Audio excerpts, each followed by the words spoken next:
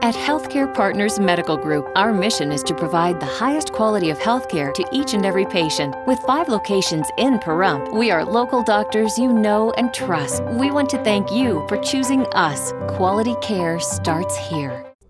Lakeside Casino and RV Park, where we earn the best ratings for our RV park in North America with the most beautiful scenery and quiet surroundings. Our casino features the best gaming experience, entertainment that'll blow your mind, and come see the great changes in our buffet, all here at the Lakeside Casino and RV Park. This portion of the news is brought to you by Children's Dentistry of Peru, specializing in sedation dentistry, now accepting adult patients. Call now for free IV sedation with dental implant, 751-2184. Action! Happy Oscar weekend, everybody! I'm Mr. Moviefone with your weekend movie preview. This week at the movies, things are kind of slow leading up to the big awards Sunday night. But if you must go to the theater, then beware of Dark Skies. Sammy, did you do this? The Sandman did it himself before he came to my room. Terror takes over the suburbs as a family's peaceful life becomes a nightmare as disturbing occurrences invade their home and their bodies. They must take matters into their own hands to stop the deadly phenomenon. Starring Kerry Russell and Josh Hamilton. The Real Deal, a hodgepodge of horror cliches. Is it ghosts or aliens? Nobody cares by the time you get to the end of Dark Skies. I'm out. Dwayne, Don't Call Me the Rock Johnson, stars in Snitch. This is the last stop. You complete this, and the judge that instant will release your son. I love you, Jason. When his teen son is wrongly accused and arrested on drug charges, Johnson agrees to go undercover to infiltrate a drug cartel and expose the real criminals in hopes of clearing his son's name. Also starring is Susan Sarandon. The Real Deal, a pretty good crime thriller. Dwayne Johnson is a bad dude, and if you don't go see Snitch, I might just tell on you. I'm in! Oh, and in case you've got a pool going on at work, here are your Oscar winners. Christoph Waltz, Anne Hathaway, Jennifer Lawrence, Daniel Day-Lewis, Steven Spielberg, and your best picture will go to Argo. All right, remember, for your showtimes, your tickets, my 6-second review, so much more, go to Moviefone.com or tweet me right at 6-second reviews. Have a great Oscar weekend, everybody, and I'll see you on the red carpet. That's a wrap! Well, 5 people have been taken into custody following a search warrant that was executed last night at 2 residences located on the same property on Barney Street. In trouble with the law? Call Abracadabra Bail Bonds, and they'll have you out in a...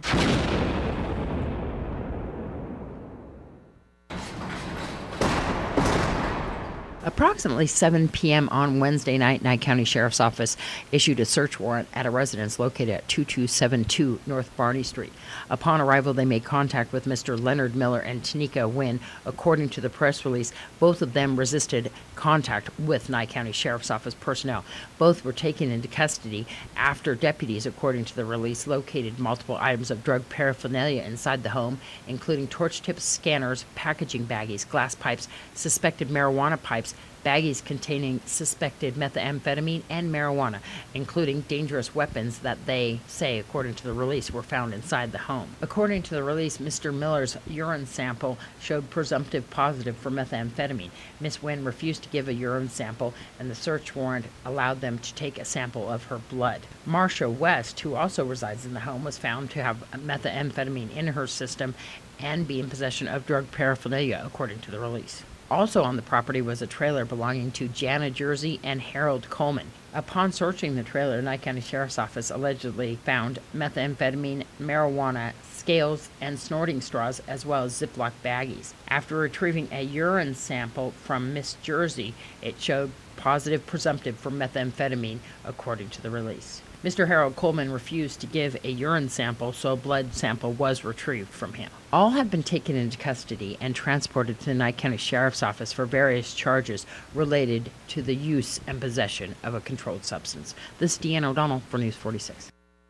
The state of Mississippi officially ratified the 13th Amendment, which outlawed slavery nearly 150 years after the most of the states in the Union did. The gross delay fixed earlier this month was the result of a clerical error that left unrecorded what many state officials thought was its official ratification nearly 20 years ago. The Mississippi legislature had actually formally ratified the historic amendment in 1995. which even then was more than a century late. But because the ratification document was never presented to the U.S. archivist, it was never considered official. The error was discovered by a pair of patriotic Mississippians who, after seeing the movie Lincoln, looked up the historical accounts of Mississippi's action and brought to the attention of state officials that they had never, in fact, ratified one of the most important documents in modern history. The 13th Amendment, which outlawed slavery and involuntary servitude except as a punishment for crime, was passed by the U.S. Senate on April 8, 1864, and by the House of Representatives on January 31, 1865.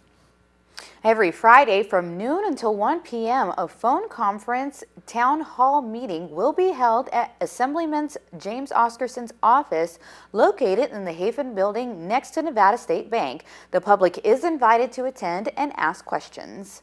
The Nevada State Legislature is in its third week. We're going to speak to our Assemblyman, James Oscarson, about how the Assembly bills are going right now and what to keep an eye out for. There's a lot of things going on. We're 2 weeks into it, starting our third week next week. We're starting to have introductions of bills, starting to have committee hearings, all the things that are going on that are going to start the process rolling, and it's a very exciting time in the Assembly. The bills just seem to be coming in right now, a lot of propositions of different ones. What's some of the ones that you're really looking at? We're looking at any of the health care bills that are coming through. We're looking at the privacy bills. Anything that affects the rurals, we're particularly keeping an eye on. Want to make sure that that those rights are protected and the things that are happening in the rural areas are brought to the forefront. You and Pete Gokachia today had a little call-in thing down there at your office at the Hafen building. How'd that go? It went great. We would have liked to have had more people there, and hopefully, as it was our inaugural day today, so as we go on and have things happen, we hope more people will be able to attend. It was great. He and I were there together, and we answered some questions about some bills that were going on that we were both working on. So it was a great opportunity for us to share some information with the constituents.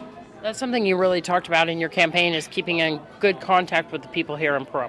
We did, and Senator Gokachia wanted to be here this evening, but there's just no way he could get here in time. I just walked in the door here from the session, so it's tough to get down on Friday nights to do things. But the senator and I feel very strongly. Actually, we have a constituent services office here in Pahrump, which is the first time that's ever been done. So people can actually come to that office and listen to these conference calls on Fridays at noon, and we can share and we can answer questions for them. The only way we're going to be able to keep in the loop is for them to keep us informed. So people can go to your office down there and speak to you live every Friday? Every Friday we'll be calling in at noon. So anybody that wants to come down and take advantage of that, we're happy to have them. Is there anything else that you would like to let people know about that might be something that they'd like to keep a kind of an eye out for? I just want people to know, and Pete's a big advocate, as Senator Gokachia as well as an advocate of this. We need to make sure that you guys keep us informed of what you're hearing. If there's things you're concerned about, if there's bills you hear about, sometimes there's some confusion in those bills, sometimes there's not, and it's just blatantly something that you don't feel is good for the community or for the rural areas, Pahrump, Nye County, or some of the other areas. So please let us know. Don't hesitate to call my office. Don't hesitate to to email me. I'm happy to respond, and I respond to every one of my emails personally. There's no form letters that go out. I respond to them personally. Give your email address. It's james.oscarson@asm.nv.state. If you would like to contact either Pete Gokachia or James Oscarson, you can do so, or you can go to the Hafen building there right off of Highway 160, and their office is right in there, to have a live conference with them every Friday from noon until 1. This is Deanna O'Donnell for News 46. Stay right here for more local news, and we have an update on that shooting in Las Vegas right after these messages.